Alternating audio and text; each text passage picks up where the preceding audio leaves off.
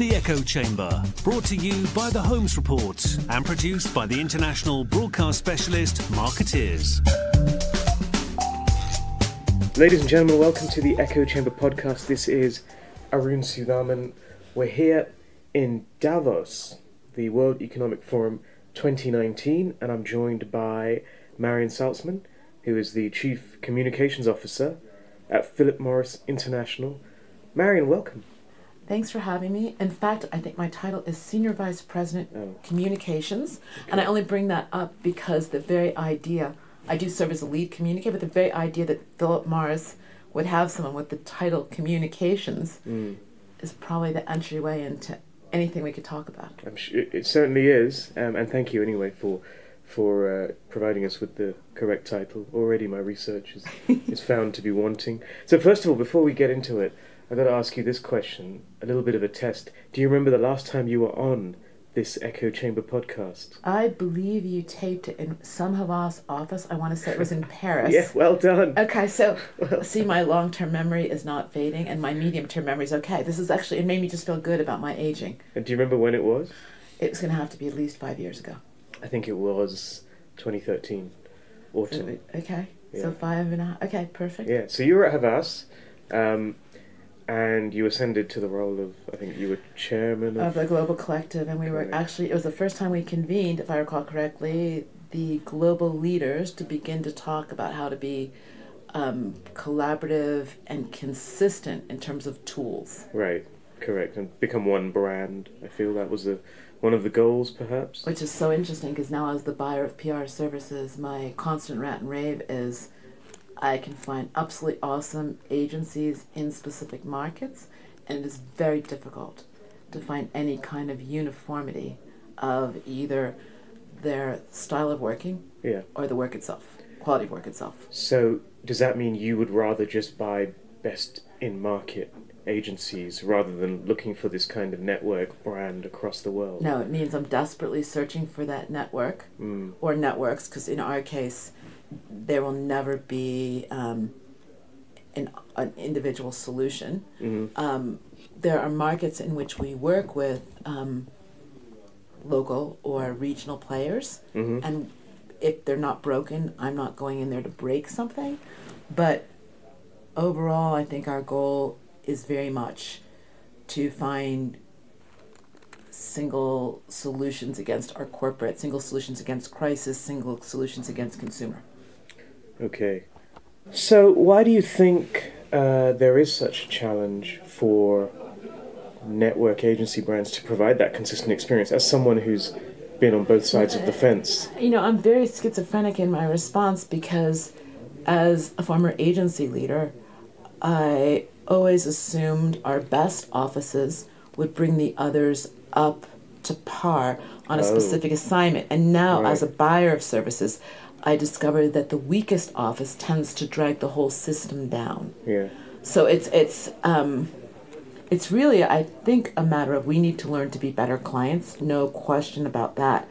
But also agencies need to tell us when they don't have, if you can't mount a campaign for me in Germany or in Russia before you bring in an affiliate, just come and tell me, no, go back to your local resource. Right. And I think that's it's hard. I understand as an agency leader, you're being judged quarterly, you're being judged against EBIT, you're being judged against growth targets. I understand why you want to be, and you're always optimistic. Oh, it's going to be great. Yeah. And then the reality of what it's going to be, I think, is the next challenge. Okay. Sorry, just watch your hair. It's touching the mic. Okay. Sorry. So it's a process of osmosis. The best agencies lift up the. I always thought it was the best agencies would lift up. So at Havas, we were obviously great in France. We were great in Australia. Yeah. We were very strong in the U.S. and stronger in certain categories. In other categories, we were very strong in Manchester, for example. And I always felt, well, those agencies can step in. Pittsburgh is. I mean, it's the classic high performer for Havas. I mean, I remember Paul Holmes said to me when I first got there, "Don't mess it up," and that was literally his. I had lunch with him very early on in my tenure, and he had a few things to say. And his primary thing was, "Katie McSorley and that team are doing a damn good job. Don't mess it up." And I think it was very useful advice. It reminds me many years before that, when I went into WPP, I went to Y&R, And someone's called me in and said, Mary, no matter what you do, don't say anything provocative at MetLife. They've been here since the 1930s. Right. And it was, but I think there is a sense that all the agencies would rise to that Right. level of competency. So, I mean, in the case of Pittsburgh, they were an extraordinary B2B provider. Yeah. In the case of Little Agency we'd created in Phoenix, they're an amazing consumer agency because they're working in that restaurant and food space day in and day out. But when you look globally and you're a business like Philip Morris, it's really, really hard to serve us. Yeah. So before I'd condemn anyone, Yeah. I have to first say, is it even doable? Sure. We'll talk a little bit about agencies. I'll come back to it a bit later. Let's talk about your move to Philip Morris. So I know we've asked you this question before on stage, but it was something of a surprise, I think, to many people when they saw that you were leaving the agency world, but in particular to join Philip Morris, which I think actually the harder part for me was to decide to leave Havas. Okay, because that wasn't something I'd done a lot of thinking about. I mean, I'd spent 5 years there as chief strategic officer at the holding company level, had gone back as president of PR, then picked up the Global Collective under David Jones, was working for Donna Murphy, who's the CEO of Health and the other non-creative. She's wonderful and amazing. I had no motivation to make a change except that, a two-time brain tumor survivor. And so after you have a brain tumor, for the first 5 years after your brain tumor, you're like, will I live or die? So you kind of go about living your life very day to day. And all of a sudden I got to that second brain tumor. It's 5 years later. You can kind of not really remember the way you feel. And I kept thinking, shit, this means I really am going to live what I want to do with the rest of my life. So that was kind of niggling at my brain. But believe me, I was doing nothing with it. A headhunter called me, and the first thing I did was give her other people's names and laugh at her like, yeah, I would go work at a tobacco company. I don't smoke. I'm not interested in tobacco. It sounds to me like a guy's profession. I kept thinking of stodgy men in brown suits and brown shoes. And I also had a reaction like, I'm going to tell my family this is what I do, and I'm going to upend working for an agency group where it's just perfectly okay. So it was very much a no. And then I went on their website. After I said no, I went on their website and I looked at it and I was like, wait, there's nothing about selling Marlboro or selling cigarettes. It was all about smoke-free and it was all about the vision. And I spoke to the head and I said, you know what, if you want to put my name forward, I'm never going to get called in. I'm going to be way too provocative. I don't have significant experience in the regulatory space other than supervising the healthcare agency. But as you know, healthcare at Havas does not need Marion Salzman supervising them. Supervising meant showing up for a periodic lunch or dinner to be charming. I had not a lot of role in the day-to-day work. And she called me back about 3 weeks later and she said, they find your CV very interesting. And I'm like, oh, this is not going. And I was like, all right, well, whatever. I never took it seriously. And this started in like fall or August of 2017. I didn't have my first real meeting with them in a real face-to-face way. It was already snowing outside, so it was already just before Thanksgiving, maybe. And each time I met them, I would come away even more enamored. But I was like, there's no way I'm moving to Lausanne. So my family was primarily in Tucson, Arizona, where we have a house where my husband teaches at the law school. An office in Phoenix, which allows me to go home for 1 week of every month. On my own nickel, I'd go home another weekend every month. There was just, I'm going to go 24 hours away from home to work in tobacco, yet these people are really charming and their mission is really profoundly interesting. And more than once in the search, I called Heydrich and said, just pull me out. They're wasting their money. I shouldn't fly to Europe. It's not a good idea. And they're, no, just can you stay in, do us a favor? And I was like, all right, I'll do you a favor. And each time I would go, I'd come back being really more enamored. And then I think it's exactly this week last year, I was lying in bed with this horrible, horrible flu. And they called me and they made me this offer.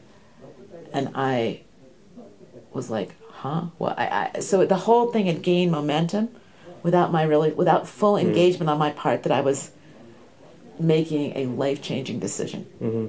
Okay. So, yeah, but also I had done over a 5-month period extraordinary amount of due diligence, and I couldn't find any reason why people were still lumping them in big tobacco or hating them, because here was a company that was taking its discretionary profits and sinking it into an alternative for people who smoke. So I I guess I got seduced by the mission. Okay. And then it felt really normal until I got on a plane with 3 suitcases worth of stuff and realized when I landed, I now lived in Lausanne, Switzerland. Not a logical place for someone with my hobbies or interests or lifestyle to live in. There's no Chinese food delivery at 10:30 at night. There's no 24-hour blowouts for hair. You cannot get your nails done at 6 o'clock in the morning. The airport is great. It's Geneva. It doesn't go to a lot of places. So I've had no cultural shock coming to Philip Morris. I've had Switzerland shock. Okay. Now you mentioned Philip Morris, of course, a company that is a target of much scrutiny, is criticised a lot, is often lumped in with big tobacco. How challenging has all of that been in your role? There is an extreme emphasis at Philip Morris on data and science. So one area that's been challenging to me is to have to wade my way through the data I need to learn, having to rely on all my senior science communicators to make me smarter about the science. So the learning part has been very challenging. It is absolutely different than anything I'd worked on. The environment has been less challenging than I expected. I've had one crazy Twitter death threat. And when I say crazy, the operative phrase is probably not to be taken seriously, but everything at Philip Morris, rightfully so, is taken seriously. Right. I've had maybe a third of the people I know give me a hard time. Why would you do something like this? Why would you put your talents or your skills or your Rolodex? It's a bit tough on me. But we went to Cannes, and I inherited Cannes as a project. Our digital team had signed on to be at Cannes. And I inherited how do we program Cannes. And I found it really interesting. I'd say 1 in 7 people was negative. 4 in 7 were really curious. And the rest were just neutral and were like, oh, you have free food. And so for me, that was a turning point also because it gave me confidence. I would have never had the nerve. Cannes was not my deal. I inherited it and I programmed it with Jaime Suarez and our digital team. The decision to come to Davos was driven by me and Maura and her team to make it great. But I don't have this fear because I understand what we're here to do, which is to open up dialogue. It's not to change someone's mind. It's to have a constructive conversation. And B, I don't believe that we should bifurcate our world into lovers and haters. I think we just need to better quality conversations. So I'm not afraid of a conversation where we're going to get condemned, as long as it's a conversation. Right. So I've heard a rumor that someone significant has given a shout out to WHO to start talking with us. It doesn't mean they should love us. It doesn't mean Bloomberg Philanthropy should love us. They all have fair and valid concerns. And we need to address their concerns, and we need to talk to them about how we're changing. But if Philip Morris stopped selling cigarettes this morning, nobody's going to quit smoking. And we would not make a whit of difference other than really damaging the economies of some countries because we're a significant tax revenue source, significant families. We have something like 88,000 employees around the world, and we have farmers and others. So we would disrupt the global economy, but we wouldn't accomplish all of our goal, which is to get people to give up combustible cigarettes. Okay. Part of your mission has been overhauling your agency roster. Would you describe it as such? No, I would say our mission, it's an ongoing mission, is to enhance and improve the quality of inputs we're getting from all of our agencies. We've added agencies. Actually, in truth, we haven't really added any new agencies other than a small agency called Launch PR in London. That's working with us on some interesting project work. All the other agencies we're working with are agencies that I inherited. We may have changed what they're working on. But as of right now, I don't think anybody's new in the roster. And have you had to have conversations with new agencies about whether they will or won't work for you? I mean, we ran a story. I know we've sparred on this. And we've talked. And we didn't spar. I don't want to dispute your sourcing, but I will tell you that what people say and what they do might be two different things. Do you think they're being disingenuous when they say they won't work for Philip Morris? No, I think they have enormous pressure from Bloomberg, from Vital Strategies, from Big Pharma, rightfully so, in terms of they have a right to propagate a message about social good. But I would say that people look for creative ways to provide workarounds. That's what it seems to be like to me, because you have individual agencies who have gone on the record as saying they won't work. And look, there's a couple of agencies I'd love to work with. I'd love to work with Weber Shandwick. They are absolutely telling you the truth. They will not work with us. But Interpublic has this group, Team IX works with Team us. IX, which does work with you. So it seems to be like there's a and holding that's what I'm saying group. to you. But I mean, look, I am not impeaching the integrity of any. Weber Shandwick has. I mean, I've gone begging. Even this week, I'm like, would you please? No, they won't, and they won't because they've made commitments to various institutions and clients, and I respect that. Doesn't mean I won't keep begging. Right. But I respect that. Yeah. But you haven't found it a challenge to find good agencies, good agency people to work for you? I'm going to be honest. I found it a challenge to make my good agencies get better. I have not found it a challenge to find agencies to work with us. So, I mean, and what we have done is we sometimes focus our spheres of energy with agencies into the places they can actually do the best work for us. So you, for example, reported on historically that BCW, they do a fabulous job for us in Asia. So they are working with us and flourishing in Asia. We've worked with Havas in France historically. They're doing a good job for us in France. We've extended. We now work with the Red Agency out of Australia. So I think that there's no new agencies joining the roster. We work with Kext, a Publicis agency. We've always on and off worked with Publicis in various roles. We used to work with the CNC side of CNC Kext. Now we work with the Kext. So as you can imagine,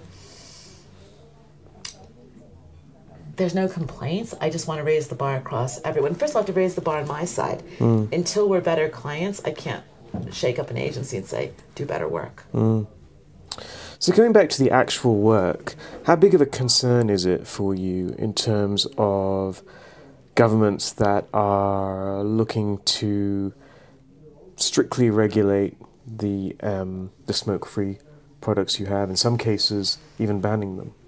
So it's less banning them, it's more not accepting them. It's more the process you go through to be accepted, to be able to be on sale. But let's step back for a second. Look, my entire business mission is what I call B to C to R. It's business, our needs, to our smokers and those who love him, to influence regulatory. We need a grassroots groundswell to ensure that regulatory bodies understand and respect the importance of harm reduction. Governments are super important to us. I don't manage our government affairs folks. Mark Firestone, our President for External Affairs and General Counsel, has a very large, a couple of hundred people, I think, working in corporate affairs, regulatory, and the regulatory. We have a regulatory and science communications arm that's run by Maura Gilchrist that is very strong and very wonderful. Look, governments are at the top of my agenda. Some days I worry about consumers. Some days I worry, when I say consumers, I mean legal age smokers and the people in their immediate worlds. Some days I worry about governments. I mean, we're here in Davos to try to have impact both through the media and through bilateral meetings with those who are in position to regulate. One thing I will tell you, and I'm going to get the data slightly wrong, and it's very un-Philip Morris to give data that's slightly wrong, so I'm urging your audience to bear with us. Plain packaging has been the law in Australia for many years. It's had zero impact in terms of cutting back on the number of people who smoke. Okay. So I just want to be clear that you can regulate all kinds of things. People seem to want their nicotine. I wish they didn't. I wish that we were in a place where our smoke-free products were thriving. It was leading to people quitting. But we're a long way from that. 1 in 7 people on the planet smoke. I think that's the right number. Certainly over 1 billion people. Yeah. So it's a challenge. Okay. It's an opportunity.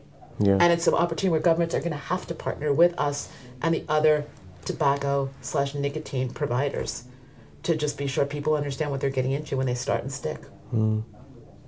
So, and lastly, I'm kind of curious. So you've brought in some new people into your department, Arun in particular. And you've worked now, PR agency side, ad agency side. You had a long career with, of course, with TBWA. Can we not use the word long? Can we just talk about a career? Substantial. Substantial. Meaningful. JWT, TBWA. What's the kind of person that you think thrives today in this kind of communications environment? That question is a wonderful question. It's one that we've really been working on because I've done two things. I've taken people who already worked at Philip Morris, both in comms and in other areas, and brought them into the comms function. Our function's obviously growing. and I've brought people from the outside. The single most important thing is resilience, followed by curiosity, followed by a single-mindedness. In our business, it's not a business for dilettantes.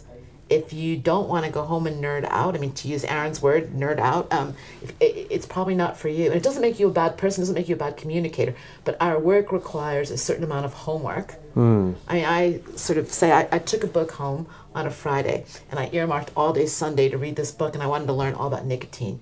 I got through, and I'm a pretty good reader and a pretty good student. 9 hours later, with my yellow marker, I'd gone through 40 pages, made index cards, and I would have failed the exam had it been like 9th grade, because it's hard stuff to learn. And I think that, so you've got to be resilient, you've got to be curious, and you've got to be really prepared to really nerd out. And then the last part is you've got to be proud. You've got to be really sure of your choice to work at Philip Morris. Because otherwise it's too easy, because lots of times people say no to us, and really what they mean is yes, maybe.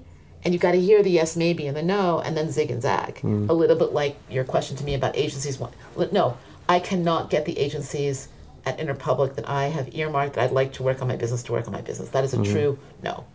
Do you get the sense from people that they're worried there might be a stigma attached to working at Philip Morris? I actually have a policy. When I make an offer to someone on the outside, especially I brought Jody Soon over with me from Havas. I've recently made an offer to someone who worked with me in the past at TBWA. I asked them to meet with their families and take 1 week and to absolutely during that week make a vision of themselves and where they want to be in 10 years and decide if they think a tobacco affiliation is going to bruise them. I had one luxury. You've already alluded to my elderly age. The one luxury I had when I was coming was I had to make a decision. We had to make a decision as a family. Is this what I wanted as my last communications career? I still probably will do something else in my older age. But what I mean by that is I think one really has to think through, if you want to go back and work at the UN, I don't know if you should join us. If you want to go back into the NGO activist space, you have to make some decisions. If you want to go work at a Unilever, I can't tell you can leave Philip Morris and go to Unilever. So you need to make those choices. So we make the offer, and then I call the candidates and say, do me a favor. Take the time to sit down and say, what's your dream scenario 10 years from now? Look, I hope for our sake and your sake, you're still at Philip Morris thriving and doing everything great. But if you're not, is your vision a vision that this will bruise you? If it is, say no to me. Sure. I think you've got plenty of acts after this. I'm not suggesting anything to the contrary. Marion, thanks so much. I think you probably need to get on to whatever your next thing is, because we're in Davos and Yes, I don't think we have that much spare time. It's been great to have you back on. Hopefully it won't be another 5 years before your next. And you need to come to Lausanne and go to our Science Cube, and then we'll do another one. All right. I look forward to that. Thank you very much. you. For our next podcast from Davos, we're joined by Corinne Woods, who is the Director of Communications at the United Nations World Food Programme. Got it right. First attempt. Well done. Corinne, thank you for joining us. First of all, how's your week been so far in Davos? So the week has been very interesting. I mean, I think it's been, for us, it's an opportunity to connect with people in a space and bring our challenges to many people who can help deliver our challenges and help us deliver our challenges. So it's been a very good week of connection. This Davos has felt almost quieter, stiller and more substantive. And in a world of sort of, often these things feel like speed dating, you know, this has felt much more that it's about embedding longer term relationships and commitments. And so to that extent, I think for us, it's been, we come here to make sure those commitments, those actions, those partnerships with the private sector are really going to help us deliver our aim. And, you know, you probably didn't know who the World Food Programme was, and people listening might not. And I'm I'm Director of Communications, Advocacy and Marketing, so you might want to say, well, what the hell is she doing? We should get rid of her, because we don't know who it is. But the real challenge we've got as the World Food Programme is we're like the best business to business. We're the world's largest humanitarian organisation. We, last year, fed 93 million people. Of the 124 million people who are on the edge of starvation, we're out there. A load of them, we're giving them cash. to go out and buy. Others, we're bringing in food and commodities and, high quality food so that, they can combat malnutrition. But you don't know us. Most people don't know us. I do know you. I'm sure you do. But no, I know that's not fair. But, lots of people don't. And the reason is we're business to business. We have grown. We're $7.4 billion last year. Yep. We need $9 billion. That $7.4 billion, more or less 96% of it comes from governments. Okay. So there's a big gap then. There's a big gap. Right. So, it's coming from governments, but we know that if we're going to meet the 9 billion need, we're going to have to make sure that people know who we are. Yeah. Private sector want to work with us, either to bring their resources or to bring their expertise to ensure that we're reaching those we need to reach more efficiently. So the vast majority of the funding is coming from governments. Yeah. It's not coming from the private sector. No. Why not? I think probably because we're an organisation whose main focus is to get it done and get it done efficiently. So in our Saving Lives work, what we're doing is we're out there. We're feeding today 8 million people every single day in Yemen. We're scaling that up to 12 million within the next period. We're doing the same thing in northeast Nigeria, in DRC, in South Sudan. And because we can be trusted to do it, we're efficient, we're effective, governments are funding us. And so we get that done. And so our business model has been, we get the funding, we're trusted, we're a great partner, we do it. And so we haven't had a big need to go out to the public, go out to the private sector and say, bring us your resources. That doesn't mean that some private sector partners haven't been incredibly good partners. MasterCard, a pledge for 100 million meals, that sort of level. Yum, an amazing partner in terms of support for us, DSM. But we haven't done it at scale. But because we've got a growing need, numbers since the Sustainable Development Goals were adopted in 2015, the situation has got worse on hunger. Zero hunger, we've got to go to zero hunger. Guess what? We're not going to get there if we continue at this rate. We're talking about going up to 124 million people from 90. Of the people starving. So things are getting worse. Our needs are getting bigger. And that's even before we start on the sort of work of changing people's lives in countries like Peru, like in India, those sorts of things. So we haven't had a need, but we now do. There's a 2 billion gap, and either we can fill the 2 billion gap by great shared value partnerships where a great tech partner can come in and say to us, you can do this more efficiently. We'll help you do that. That saves money. We've got a few on the boil at the moment on that side. Or by a partner says, we can help you and we can actually help you with the resources.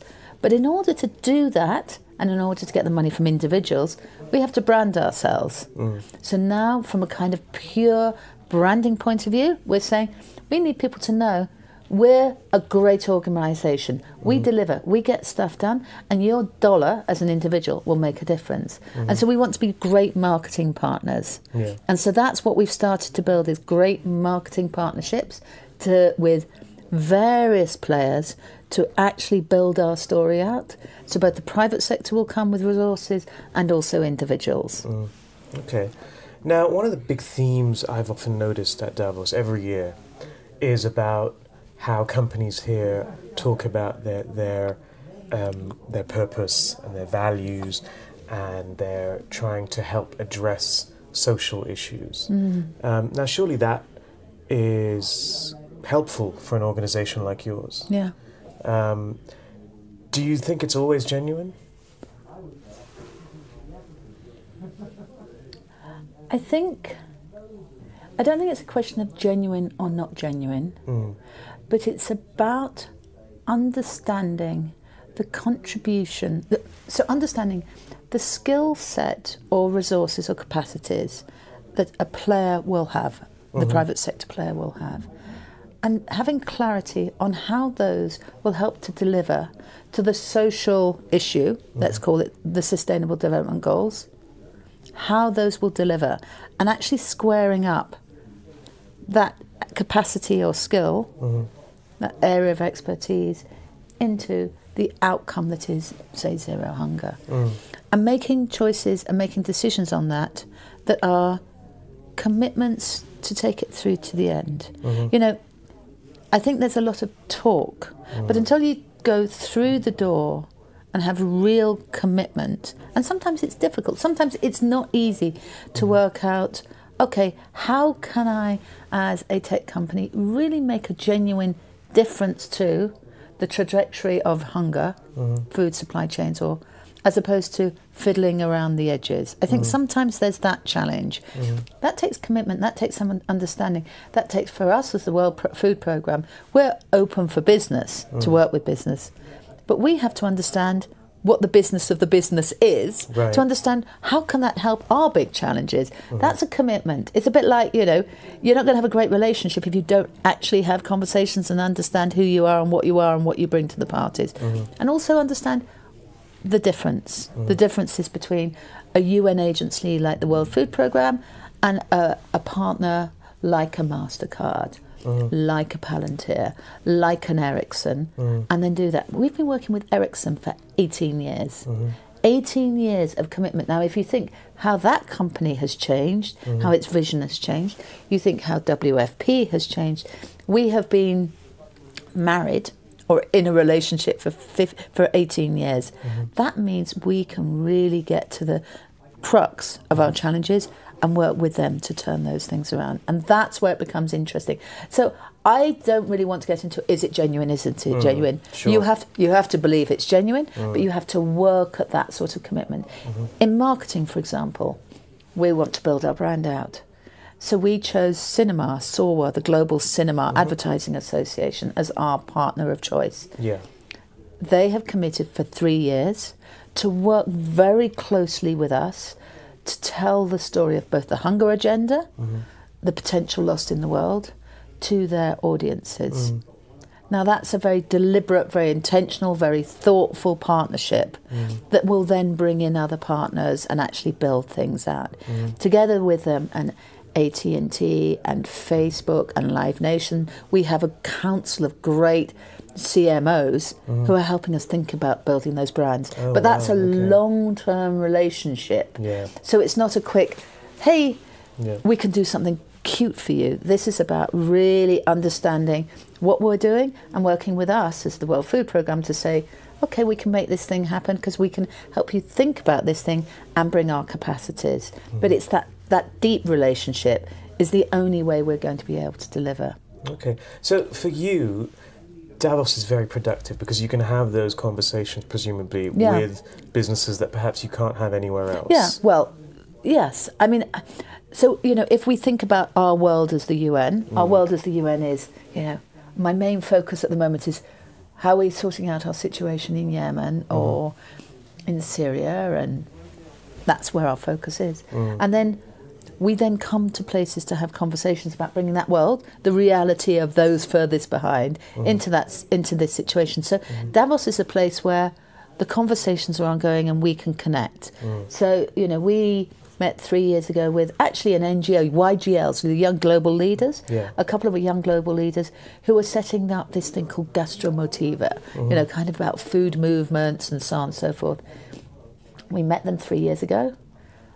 We then did something small the following year and now we're going to move into a multi-year, multi-country partnership. So Davos is also a touch point for how are those partnerships going and where are we going. So I'm curious to know, what do you make of the criticism that Davos sometimes receives, that it's kind of a place where businesses come to perhaps atone for the sins they commit throughout the remainder of the year? I mean, I don't know. I mean, who knows? Maybe the businesses we work with are the businesses that don't need to atone. And then, you know, because we're having long-term relationships. And I can only look at it through our lens. We're in the business of the poorest, the most starving, the most difficult situations. That's what we're in the business of doing. Davos, this platform, this place provides us an opportunity to connect with the people who can help us do that. It's super practical, you know, it's practical. I'm not going to be philosophical. What else is going on? For us, it's super practical. We're open for business. We're getting partnerships with business who can help us get there. And if that's going to happen, the rest of it, is the rest of it. Yeah. And, you know, all those, if people are doing deals or whatever else, that's what's going on. The parties. So be it. Life is life is life is life. What we find as the World Food Programme, we come in here and we say, these are the deals we want to have. This is what we're delivering. Sometimes we're nurturing them. Sometimes we're having new conversations. Sometimes we think this could be really interesting. It's changing how we think about things. We go away and we say, this is what's going to help us make it. And it's super focused on our end goal, which is that, you know, no one goes to bed hungry. Those people on the edge of starvation are moving away from starvation. And more importantly, you've got communities who are actually building them for themselves, the sort of resilience and the ability to actually have the sort of economic growth. So in some ways, that stuff, that's a conversation, you know, let that conversation happen. It's useful for us. We like coming here and we like the opportunity of a gathering of folks who we can then bring our world to say, help us get there. Sure. Yeah.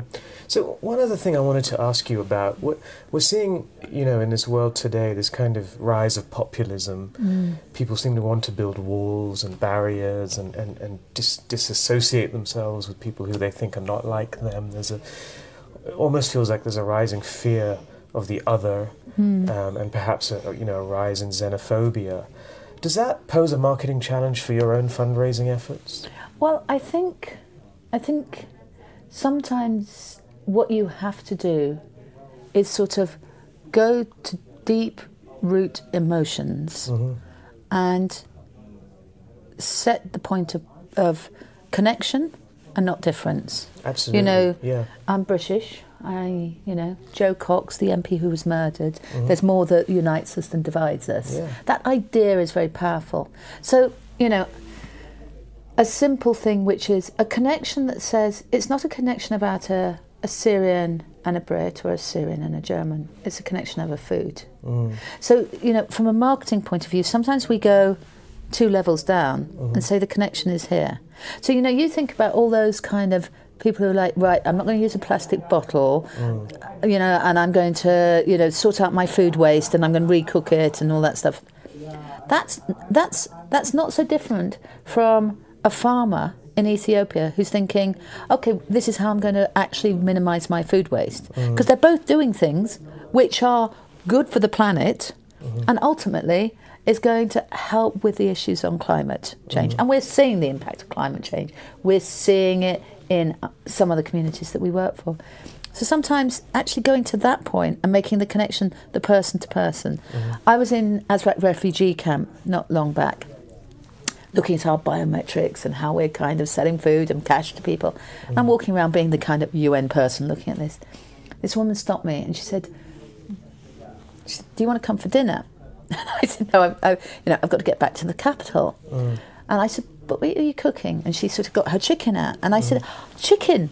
It's the weekend coming up. Do you cook chicken at the weekend? She said, yes. And I said, how do you cook it? She started describing how she cooked it, and it's something like maloof. And, you know, how she did it, but how her family liked to put it crispy, and how she put it on the fire. And I was like, well, you know what I really like to do? I like to put a lemon inside. And suddenly she wasn't a Syrian refugee and I wasn't a UN person.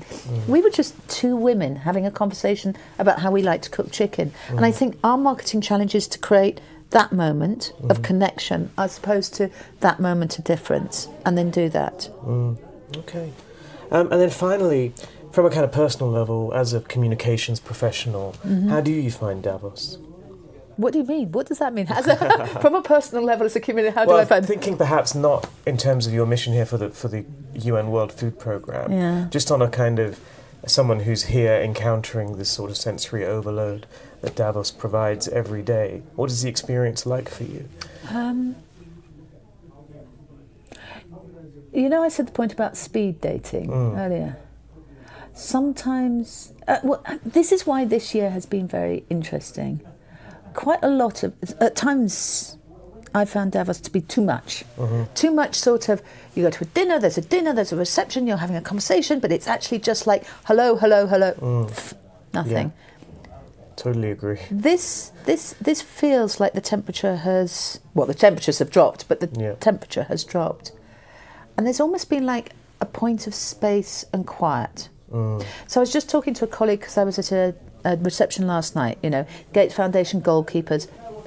and 100 people in a room. It's 10:30 at night, 10 o'clock at night. We've all got a glass of wine. There's not much food. And they had 6 speakers. Now, albeit Bono, Richard Curtis. I mean, good speakers. Okay.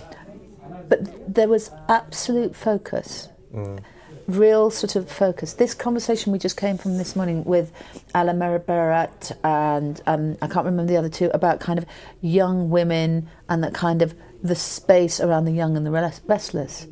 Not a moment, people were super focused. People weren't all on their phones. I don't know. I just think that it's sort of honed down and a little quieter.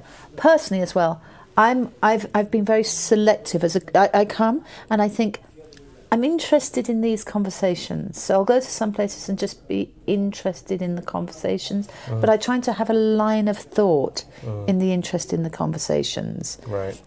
At the moment I'm interested in how do you work with young, passionate people who are doing incredible things without grabbing them, badging them and owning them? That's my thought. How do you get a kind of a voice of people which doesn't say it's WFPs, this generation or whatever? So I've been very deliberate on a personal level that I'm just going to listen into these conversations and do that. So you have to be a little bit like kind of when you do yoga. You cut out the noise, just focus on the things that are here. And that you just like, all of that is noise. It's, sound and fury signifying nothing. Yeah. It's signifying something for someone else, but not for me. Sure. These are the things. Very zen. Very zen. That's the way to be. Only way to be is zen. You're the most zen person I think I've met in Davos so far. I'm impressed. Yeah. Corinne, thank you so much for your time. Great to see and have you. a great rest of the week. Great, thank you. Thanks for this. No problem. Welcome back to the Echo Chamber. This is Arun Sudhaman. Again in Davos, and I'm joined by Abhinav Kumar, who's the Chief Marketing and Communications Officer for Tata Consultancy Services, TCS. Abhinav, welcome to the Echo Chamber. Thanks, Arun. Always a pleasure to do our annual catch-up with you at Davos, and also looking forward to the excellent event that the Holmes Report is organizing later this afternoon. Yeah, well, it's an event. Whether it'll be excellent or not remains to be seen, but I appreciate your confidence. Given the topic you've chosen of communications in the age of rage. And in a sense it links very nicely back with the theme of Davos this year, which is globalization for 4.0, essentially talking about how the geopolitical order is in transition currently, right? And between the trade frictions which we see, the shifts in the blocks which are working together, the declining situation for multilateral bodies, all driven by the deficit in trusts which is there in institutions and politicians and organizations, which has grown and is showing in the political cycles. And it's interesting, you brought up all those factors, and you've been coming to Davos now many years. 10th year for me, so wow. yes, it's congratulations. been a long time. That's quite a landmark. You are now Davos man. You have become the kind of Davos archetype now. Not really. I mean, I think it's for us it's an extremely valuable platform, right? Yeah. Because we come here every year. Right at the start of the year, it's a great place to gauge the sentiment on what's going to happen in economies. We meet so many people from different countries, from civil society, from academia, and for us as a business-to-business company, a good percentage of our clients are here, right? So it's a great way to start the year thinking about what are we going to be doing together later in the year. And so the conversations, one-on-one conversations, are the most valuable thing to us about Davos. Sure. But having said all that, and being someone who's been to Davos a lot, all those factors you brought up before, this kind of these threats which the Davos order is facing, the world as represented by the Davos order is one of liberal consensus, globalization, multilateral bodies, and they're facing so many threats. Do you feel that more pronounced this year in Davos? I would say yes. I think a lot of the people we met, many of the CEOs we are talking to, we put the same question to them on, what's the sentiment this year? What are you thinking of, and so on. And I think if I am to kind of crystallize that in sort of one statement, what they seem to be thinking is, what's gotten them so far is not a model which is going to work in the future, right? So they're reflecting on on various parts. They're reflecting on their core business model and economic model and saying, the threat from digital disruptors and how do they need to change their strategy. They're looking at the pressure they're receiving from civil society, from their own employees to take, the point on brand activism for them to take positions on political and social issues. And they think, so the CEO role, the chairperson role in any company is under a lot of pressure to do a lot more in many areas. And in fact, just a day ago, we hosted a discussion here. Yep, that I came to. Which you came to. Thank you for coming. Which was exactly on this topic, on what is the evolving role of the boardroom and the CEO in this age in managing the brands and reputations of their companies. And it was a fantastic discussion. And we spoke to the panelists after that, and they said it was a moment while talking on the panel of self-reflection for us as well, right? On what should be our stance on certain issues, whether it's a political development, whether it's a social issue, it's an inclusion issue, it's equity, etc. So I think that is really on top of the mind for the CEOs and the chairpersons who are here. Sure. So I'll come back to the CEO activism angle in a little bit. I'm curious just to hear a few more of your thoughts on Davos this year. A lot of talk about how, the absence of political delegations from the US, from the UK, although apparently half the cabinet is still here, from France. Does that weaken or strengthen Davos from your perspective? I think if you look at our perspective, I would say we've had a very productive Davos because from the business world, a lot of people are here, even better than last year. So we've had a lot of engaging meetings on that side. You're absolutely right in pointing out, I think, one of the things which this Davos will go down in history for is the fact, and in a sense, it plays absolutely into the theme of Davos this year, that the geopolitical order in the world in such a unique position that I guess a lot of the big leaders on the world stage have not managed to make it here. You were talking about it, the President of the United States who came in here last year, which was a big buzz around it since a president from that country had not come here for, I believe, 20 years or something like that. The UK Prime Minister is not here because, of course, she's dealing with the situation on Brexit. Many others. In India, there's an election coming up, and therefore, the government and the Prime Minister and all are involved with that. And, I think several other of the tall leaders are not here. Some are here. I think a lot of people are very interested in hearing from the new Brazilian president who's here. So that's one of the things. And, of course, Chancellor Merkel was here, and it was a moment for her to talk more about the recent accord between France and Germany struck in Aachen to renew their bilateral relationship and strengthen Europe and the liberal order, and which we are talking about. So I think that absence is certainly there compared to previous years. Every year in Davos, usually there's something which is called a star of Davos, right? Which is an outsized political figure whose view or is very current at that moment. If you looked at it last year, it was Prime Minister Modi coming in for the first time. And of course, then the President of the United States also came in along with him, and so they were the two things. If you went back a year, it was President Xi from China coming in and giving a powerful message supporting the current world economic order. The year before that was Justin Trudeau, who had just come into power and bringing out talking about equality and so on and so forth. So there's always been that. I think if you have to ask people who's that person this year, I guess it's nobody. Yeah. Right. Well, but the business world is here. I think academia, everyone's here from whatever. NGOs. NGOs are here, civil society more and so. I think if you look at the forum, they've put an interesting set of co-chairs this year. I think traditionally the co-chairs for the forum who kind of help frame the discussion around this have been business leaders, political leaders, and so forth. Last year the forum made a substantial statement by having all the co-chairs as women. This year, almost all their co-chairs are are from their Global Shapers program, which are young people, and they want the young people's view to be reflected including here. A former refugee.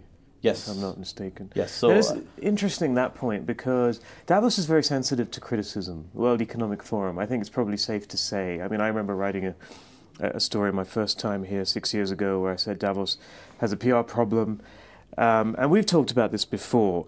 There's obviously a lot of productive stuff that happens at Davos that helps organizations that otherwise would not be able to access this kind of influence and funding. So, for example, I had the UN World Food Programme in here earlier. They need $9 billion. Yeah. Davos is a great way for them to make up their funding shortfall. And yet, when you read the coverage of Davos, as a PR person, how do you feel? Because it's just one note most of the time, right? Here's the elite. They're partying while the world goes to hell.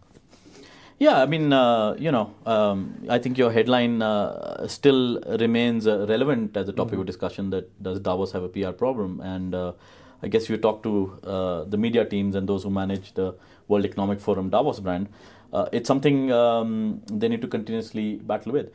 I think part of it is because what Davos is misunderstood. Right? What Davos really is, it's a platform for assembling people from across the world, right? Whether it's business leaders or political leaders, media leaders, civil society. And I think over the years, if you look at it, civil society has been engaged in a much more meaningful way than it used to be, right? When I started coming to Davos, one of the hallmarks here was there were always protests. When you were going into the Congress Center and so forth, somebody would be protesting against something or the other, whether it's climate or it's an oil spill somewhere and things, through very, very creative displays. Last few years, you don't see that at all. And I think part of that, to give credit to the World Economic Forum, is, they took that criticism they've been getting and they've engaged a lot more partners in civil society, a lot of NGOs and so forth, and they include in the panel, they include in the discussions, and also if you look at the topics which are discussing, a lot of the issues which are important to them are there in the central agenda. Right? Still, I think Davos gets criticism for the fact saying that, yes, there's a lot of talk, but does anything concrete happen? Right? I would say, looking at it from that lens, as always, the jury remains out on this.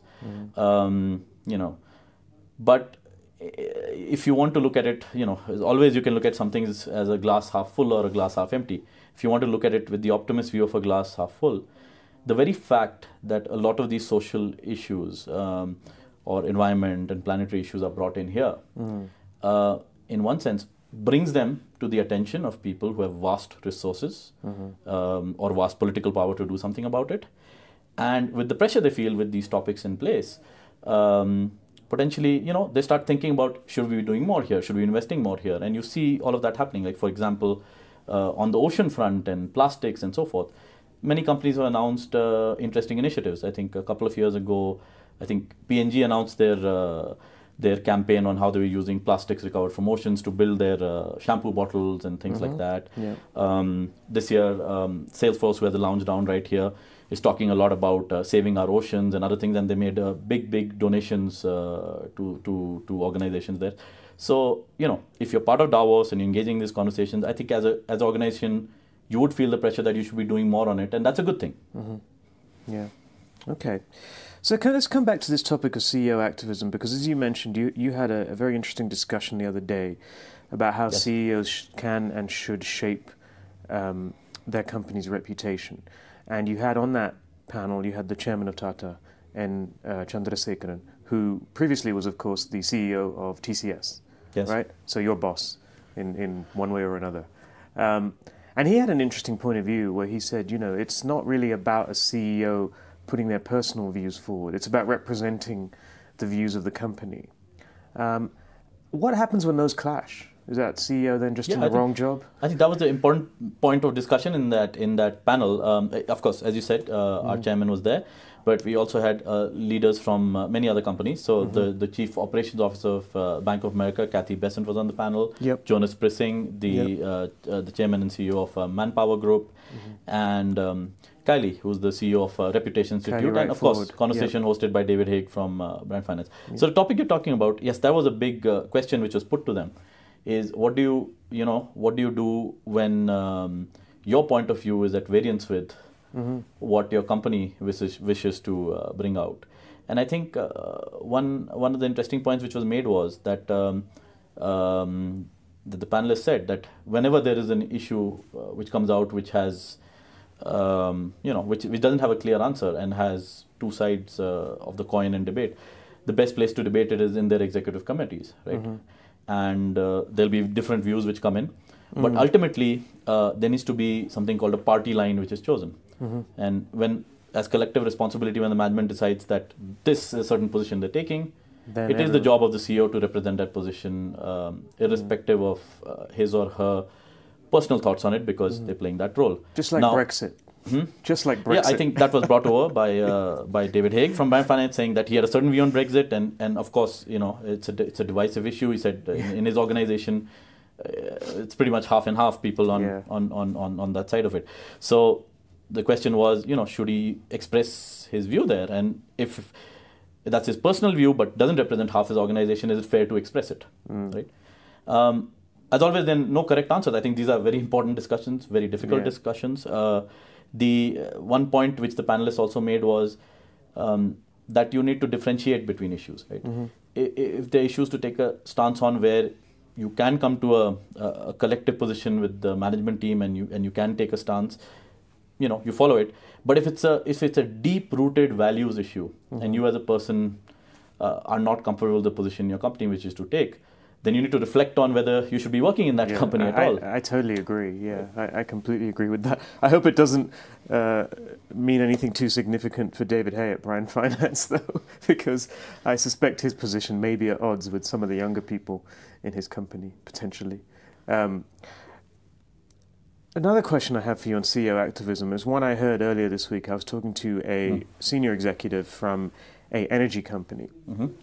And this person said to me, I understand CEOs are going to take a stance now, but I can't understand why, for example, you will have the Salesforce CEO talking about gun control. I would never advise my CEO to take a stance on an issue that has nothing to do with our company.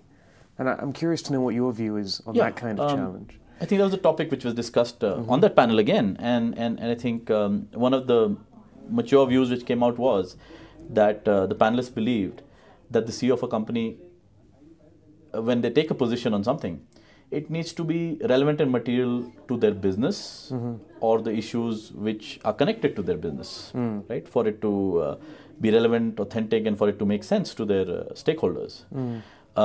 It's entirely possible that CEOs as individuals and human beings, often we see them as CEOs, but they're human beings, have personal convictions on various other issues. But I think one of the things is, if you do take on a job, if you take on the job of a CEO, then the responsibility which comes with it is different than what it is there for a layperson. So, layperson can express their views as they freely should. As a CEO, any view which you express, in a sense, is seen as the view expressed by your company. And therefore, you have to be very, very careful about it. Okay. Having said that, yes, there is so much pressure on CEOs today. As you said, whether it's from civil society, whether it's from their own employees wanting them to take more and more of a stance on various things. And one of the things Chandra said was, we're very clear, we will never advocate for a political party. Right? Yes, that's been the position of the group. Sure, and it makes a lot of sense, right? It's not only in India, but everywhere, it makes a lot of sense.